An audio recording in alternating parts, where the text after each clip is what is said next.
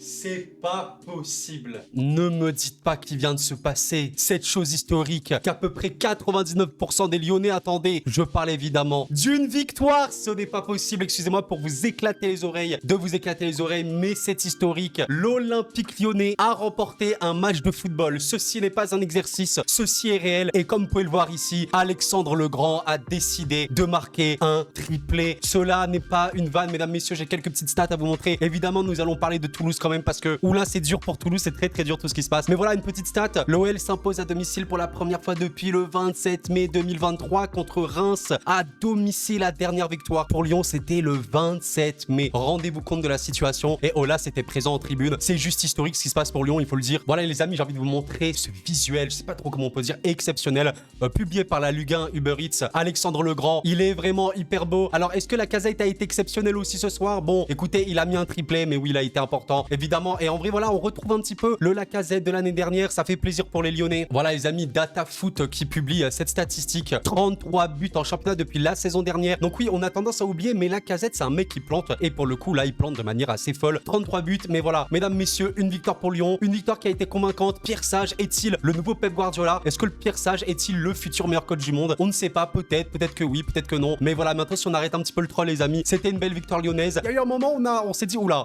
les ténèbres, elles sont concrètes, c'est par qui, mesdames, messieurs? Et oui, par elle, Mister Anthony Lopez. Ah là là là là. Lopez, la légende des ténèbres, hein, comme on peut le dire. Peut-être qu'on l'appelle même le seigneur des ténèbres. Peut-être qu'on l'appelle celui dont on ne doit pas prononcer le nom. Voilà, Lopez a stressé un moment. Il y a eu un penalty pour Toulouse. Et Toulouse n'a pas été absent dans ce match-là, les amis. Franchement, parce que quand vous voyez les stats purs et durs sans voir le match, bon ben, on voit 15 tirs d'un côté, 16 tirs de l'autre. T'es en mode, oula, quand même, il y a vraiment eu plus de 30 tirs. Tu vois 7 cadrés et 6 cadrés de l'autre. Bah, en fait, t'es en mode, c'était plutôt équilibré. Et en soi, sincèrement, comme vous l'avez même par rapport à la possession, les deux équipes auraient pu gagner, mais Lyon a été un peu plus tranchant. Et en vrai, il y a eu un point de bascule, les amis. C'est ce fameux penalty arrêté par Lopez, provoqué par lui-même. Parce que, comment vous dire, il fait faute sur Dalinga, mais il arrête juste après. C'est assez fou. Et franchement, c'était très stressant pour les Lyonnais. J'ai envie de vous montrer quelque chose de trop drôle. Franchement, ça m'a fait rire parce que je l'ai vu en direct en plus. Donc, Lopez qui fait une faute hein, sur Dalinga. Il y a penalty et il arrête le penalty. Et regardez, pendant l'action de jeu, vous ne rêvez pas, les amis, il est en train de célébrer. C'est trop drôle parce que, bon, il est en ébullition, il est ultra chaud, il est en mode, yes, j'ai arrêté le penalty. Il y aura pas de 1 avant la pause. Et c'est super bien. Et en vrai, c'est trop drôle parce que tu vois qu'il était un peu en transe. Le mec, il est là. Je sais qu'il a été incendié parce qu'il était pas concentré, mais je pense qu'il a vraiment laissé extérioriser sa rage. Et je peux pas vous montrer les images parce que vous connaissez la Ligue 1, ça va bloquer. Mais franchement, voilà, tu sentais qu'il était heureux de faire ça et il a été énormément critiqué cette saison, à juste titre, honnêtement, il faut le dire. Voilà, je vous remontre un petit peu ce tableau par Data Football, hein, DTF Football sur Twitter. Avant le match entre Marseille et Lyon, bah, vous voyez que les performances du gardien, littéralement, enfin, Anthony Lopez est le pire gardien de Ligue 1 et je pense pas que ce match-là a arrangé non plus la chose parce que, honnêtement, il fait beaucoup trop d'erreurs, même de placement, en fait, des choses assez bêtes où il est un peu trop en avance sur sa ligne, etc. Vous voyez, il y a souvent Lopez qui, au lieu d'être un petit peu sur sa ligne de but, enfin, il a avancé parfois de 6 mètres et je veux dire, c'est un peu ridicule. Il est limite avancé au point de penalty, j'abuse, hein, mais il est trop avancé, ce qui le permet de, enfin, ce qui lui fait faire beaucoup de fautes. Et voilà, et honnêtement, voilà, aujourd'hui, il provoque un penalty. Franchement, les gars, je vous laisse imaginer, s'il n'arrête pas ce péno, les gars, qu'est-ce qui se passe? Enfin, je veux dire, les supporters lyonnais, à l'aide, ils vont devenir malades mentaux. S'ils ne sont pas déjà, je suis désolé pour vous, les gars. Mais vraiment, c'est fou. Et heureusement qu'il arrête parce que, sincèrement, déjà que je pense qu'on peut argumenter que Anthony Lopez est le gardien avec le moins de performance actuelle, comme voilà, montré par cette tableau statistique très bon. Voilà, mais il s'est au moins rattrapé. Et j'ai envie de saluer aussi le travail d'Obrienne parce qu'Obrienne, mine de rien, il te fait une passe D, il me semble. Et en vrai, tu sens qu'il est quand même un mec qui, ok, défensivement parlant, bon, tu sens quand même que dans la profondeur, il a du mal. Mais en vrai, je pense que c'est le meilleur défenseur lyonnais aujourd'hui. Je pense quand même. Et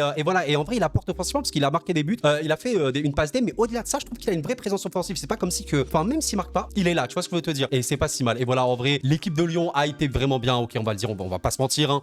Je pense qu'on peut évoquer le match référence de la saison lyonnaise parce qu'il y a eu une victoire, ok, contre Rennes, mais c'était une victoire très particulière parce que voilà, tu mènes, encore O'Brien hein, qui avait marqué évidemment, mais c'était à 10 contre 11 et au final, t'étais pas trop convaincant quand même dans le jeu. C'était un peu chelou, mais là, en vrai, t'as une victoire qui était convaincante. Ok, à un moment, je t'ai dit peut-être que Toulouse va revenir, mais Toulouse a des arguments et voilà. Et en vrai, bon bah bravo Lyonnais. Je me disais, je posais vraiment la question dans mes vidéos, est-ce que Lyon allait avoir au moins 10 points avant la fin de l'année? Et ben oui. Et mine de rien, regardez mesdames, messieurs, parce que oui, on rigole, mais devant, t'as quand même Clermont, t'as Lorient, t'as Toulouse, t'as même Montpellier. C'est compliqué les gars, ça joue à pas grand chose. Et si Lyon gagne un prochain match, c'est 13 points. 13 points, c'est possible, enfin, de sortir de cette zone de relégation. Et ce serait assez fou. C'est là où je te dis quand même que, j'ai pas envie de critiquer les clubs de Ligue 1, mais t'as un problème à faire le trou. Enfin, je suis désolé, mais comment c'est possible que Lyon, avec ce début de saison-là, peut encore se sauver? Voilà, bon, maintenant, t'as quand même un match contre Monaco qui va être extrêmement compliqué. Il faut pas se mentir. Tu vas recevoir Nantes avant la fin de l'année. mais ok. Après, tu vas te déplacer au stade Océane et après, tu vas voilà, revivre, on va dire, un début d'année très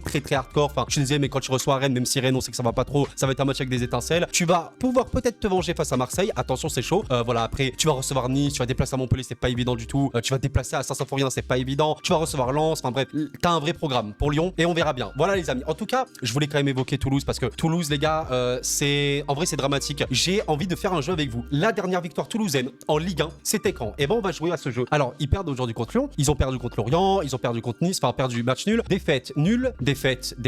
Là, c'est une défaite. Bon, là, c'est pas en Ligue 1. Là, c'est un match nul. C'est un match nul. Et c'est une victoire. Le 1er octobre, c'est la date de la dernière victoire de Toulouse en Ligue 1. À l'aide, je vous en supplie, c'est terrible. Non, c'est vraiment, c'est terrible. Et je vais même aller plus loin, les amis. C'est une des 2 seules victoires parce qu'il me semble que, voilà, si je me trompe pas, le tout premier match de Toulouse était une victoire à l'extérieur. Mais depuis ça, il y a eu beaucoup de matchs. Il y a eu une autre victoire contre Metz et c'est tout. On va pas se mentir, Toulouse est en crise, voilà, totalement. Je sais qu'il y a un gros pressing au niveau de la direction toulousaine qui est vraiment absente. Et honnêtement, je pense qu'on peut le dire maintenant de manière un peu officielle. Toulouse joue la Ligue 2, enfin, joue le maintien. Là, ça va être super tendu. Et c'était tellement dommage parce que je pense, honnêtement, personnellement, c'est mon avis, les amis, que les Toulousains ont un peu abandonné leur coach, hein, voilà. Même, en vrai, même pas que le coach, mais la direction en général, voilà. Calais Martinez Novel, j'ai rien contre lui, mais j'ai l'impression, voilà, il est abandonné par sa team, sincèrement. Son équipe n'est plus du tout dans le bain.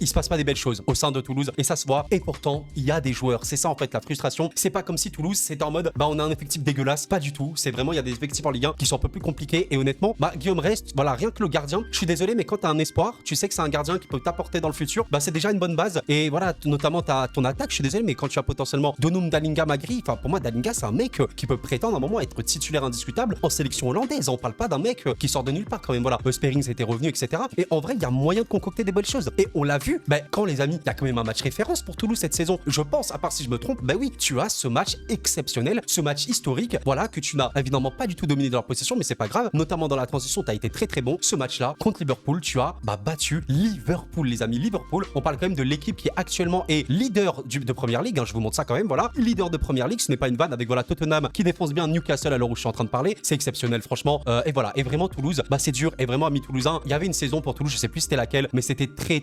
compliqué. Je crois que c'était celle-là, voilà, où Toulouse avait fait une saison abominable, hein, on va pas se mentir les amis, c'était cataclysmique. On n'est pas sur cette saison-là, mais attention, parce que le temps va passer. La Ligue 1 est en train de se faire, hein, réellement. Là, les gars, on est à 15 journées, enfin, rendez-vous compte, on a joué la moitié du championnat, presque. Ça va très vite, et il faut se bouger. Et bon, voilà, tu vois quand même qu'offensivement, tu peux faire mieux, parce que 14 buts marqués, tu es parmi les pires attaques de Ligue 1, même si c'est pas ça forcément le pire. Pour moi, tu encaisses quand même beaucoup de buts. C'est quand même moins de buts encaissés que Lorient ou que Lyon. Voilà, c'est pour ça que c'est assez fou de se dire que Lyon, 27 buts encaissés, quand même, et ils peuvent toujours remonter. C'est un truc de fou furieux. Et voilà. Et en vrai, Toulouse, il y a aussi beaucoup de matchs frustrants. On va pas se mentir, les amis. Toulouse, c'est un peu le symptôme de perdre des matchs à rien. Toulouse-Lorient, tu te prends un but à la dernière seconde et tu gagnes pas ce match. Donc là, tu perds 3 points. Enfin, tu perds 2 points dans l'échange. Tu te rends compte un petit peu. Voilà, ce match-là contre le Havre où tu menais au score, hein, comme d'habitude, et tu te fais égaliser en fin de match. Et même pire, tu perds en toute fin de match. Et il y a seulement eu ce scénario-là pour Toulouse, scénario assez frustrant. Et on a vu que Toulouse était capable de belles choses contre des grosses équipes. Enfin, voilà, je pense notamment à ce match début de saison contre le PSG. C'était bien. Sincèrement, ok,